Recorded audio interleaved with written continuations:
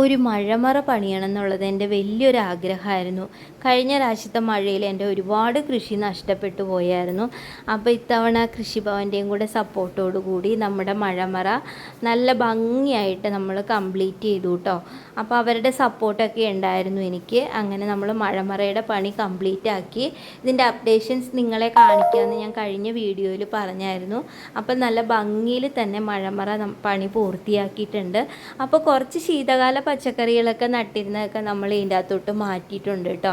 അപ്പോൾ ഇനി നടാനുള്ളതൊക്കെ ഏകദേശം പാകി കിളിർത്ത് വലുതായിട്ടുണ്ട്. തക്കാളി, വെണ്ട, ചീര ഇത് മൂന്നുമാണ് ഇതിൻ്റെ അകത്ത് വെക്കാൻ ഞാൻ ഉദ്ദേശിക്കുന്നത്. ശീതകാല പച്ചക്കറികൾ ഏകദേശമൊക്കെ നമ്മൾ നട്ടിട്ടുണ്ട്. നമ്മുടെ വീട്ടിലേക്ക് ആവശ്യമായിട്ടുള്ളത് ഏകദേശമൊക്കെ ആയിട്ടുണ്ട്. ഇനിയിപ്പോൾ ബാക്കി നമുക്ക് പച്ചമുളക്, തക്കാളി, വെണ്ടയ്ക്ക അങ്ങനെയുള്ളതൊക്കെ നടാനുണ്ട്. അപ്പോൾ ഇത് മുഴുവൻ നമ്മൾ കവർ ചെയ്ത് നടണം. അപ്പോൾ നമ്മൾ വളമൊക്കെ കൂട്ടി വച്ചിട്ടുണ്ട്. 2-3 ദിവസം കഴിയുമ്പോഴത്തേനും ഗ്രോ ബാഗിൽ നിറച്ച് നട്ട് തുടങ്ങാം.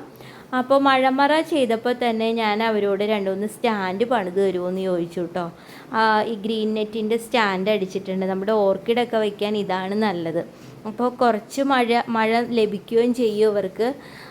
പിന്നെ അങ്ങോട്ട് വെയിൽ കൊള്ളത്തുമില്ല ഗ്രീൻ നെറ്റ് അടിച്ചു കഴിഞ്ഞാൽ. നമ്മുടെ ഓർക്കിഡിനൊക്കെ വളരെ നല്ലതാണ് ഈ ഒരു സ്റ്റാൻഡ്.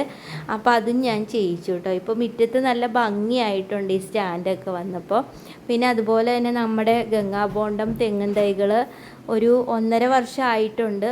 ഇപ്പോൾ ഏകദേശം ഇത്രയൊക്കെ ആയിട്ടുണ്ട് കേട്ടോ.